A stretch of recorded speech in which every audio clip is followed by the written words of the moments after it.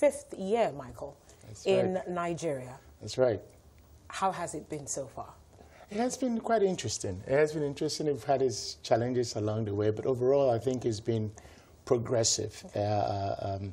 You never really quite can articulate how these things are going to pan out until you're really into it. I must stress that we had run a rep office as a first-run rep office in Nigeria since 2010. And I ran Merchant Bank as part of the first-run group, South African listed entity, if you will. So we've enjoyed the journey. We've built relationships with our clients in one after the other, which has gone quite well. But as I said, we've had challenges. We set up and we had to deal with Ebola, and then we had Boko Haram, and elections came. But I think it speaks to the resilience of the economy, the Nigerian economy, and business in general. And we've been excited to go on that journey. Now, Michael, you've been here for over a decade in terms of operations, to start with. I think in terms of engaging with clients, you could say that. So it's safe to say you're very familiar with the environment to begin with. I mean, before you actually began operations 5 years ago. Yes. Now, when you talk about challenges, what has been the biggest you had to surmount so far, in the past 5 years? Look, I think it's clear what we've gone through in terms of the FX challenges that we went through. Obviously, not unrelated to oil price and disruptions to production. Yeah. So that was a bit of a worry, and the impact it had on the broader economy and clients in general. So the inability to assess FX as needed did take a toll on our clients, either to support their trade activities or to support CapEx that they were looking to do. Yeah. But it's exciting to see us come out of it. I think the introduction of the INE window, the NAFEX market, I think is made quite a difference. And if I'm not mistaken, there's anywhere between $35 to $40 billion of transaction activity that's gone through it.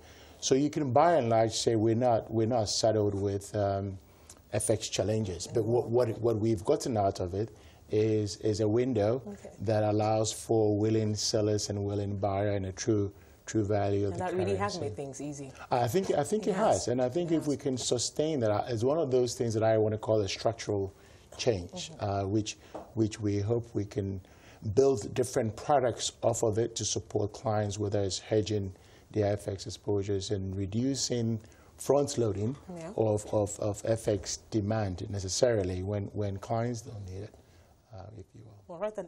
Let's talk about your conference, right? It's a conference, of course, to mark... On Thursday, yes. To mark your 5th anniversary. Congratulations once again. Thank you. Now, I want to understand what informed the decision to pick that theme. It's called Connecting the Building Blocks to Drive Inclusive and Sustainable Growth. Talk me through this.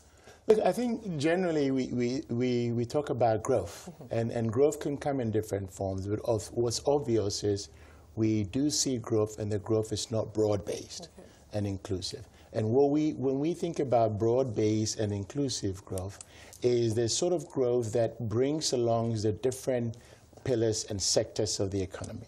So SMEs, as well as manufacturing, real, in my mind, manufacturing the way we know it, producing the products for the most part, from where it can be vertically integrated, where we're sourcing the raw materials locally, and then it gone into the manufacturing. But I think over time ensures that, for example, when you have FX challenges that we did have, that production doesn't stop. But because we're growing, we're sourcing our raw materials locally, end to end. But along the way, you also create employment. I think youth unemployment is quite high, and employment in general is quite high. And I think when you do broad-based, it does impact different sectors of the economy. You create employment, and it has the sort of the multiplier effect that it seems to achieve. And I believe that is when you do it that way, it's a lot more sustainable. Yeah. Now, if you look at historically the way the economy has grown, when oil price obviously goes quite high up, and in the same way we keep production at a higher level, we report a higher GDP growth. But that in itself has become quite exposed to shocks when you have oil price shocks. So we really want to join the discourse and the dialogue around how do we collectively, with stakeholders, be it businesses, be it government, to sort of drive diversification of the economy, which I think the government, as part of its economic recovery program, has talked about key steps as to how it's going to do it. What are you expecting at this conference, and is it open to everyone? The conference is open to everyone. It's a business conference. We've got some leading players in the market, be it manufacturers or be it economists, who are coming together to share their thoughts and sort of brainstorm around how it can be done.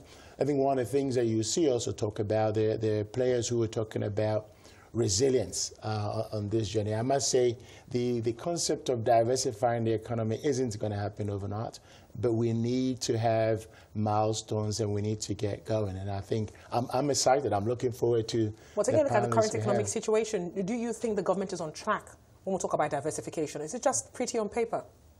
Look, as I said earlier, diversifying the economy does take a while for the benefits to manifest. But I think begins with a step, at least. Are we taking the right steps from what you've seen so far? I think if you look at the economic recovery growth plan, it sets the building blocks to get there. It's too early in my mind to judge. I think there's been some low-hanging fruits around how do you tackle the ease of doing business, and as you may have seen, the ratings that came out, Nigeria has improved. So it does show with a concerted effort you can make progress. There's been the idea lapse that is really bringing regulators, stakeholders, and other players together to sort of talk through what's working, what's not working, what are the bottlenecks, and how do you collectively work towards achieving it. So from our perspective, if it will result into a proper, well-scoped PPP framework that allows government to bring their willingness to cooperate with the private sector and minimizing bureaucracy and red tapes to let it move forward, I think it's a step in the right direction. But I want to say it's too early to judge. I think the things that have been done in sort of in the agriculture, for example, a lot of efforts going on, the central bank's outgrower scheme and the like, and was the investments in mining in general.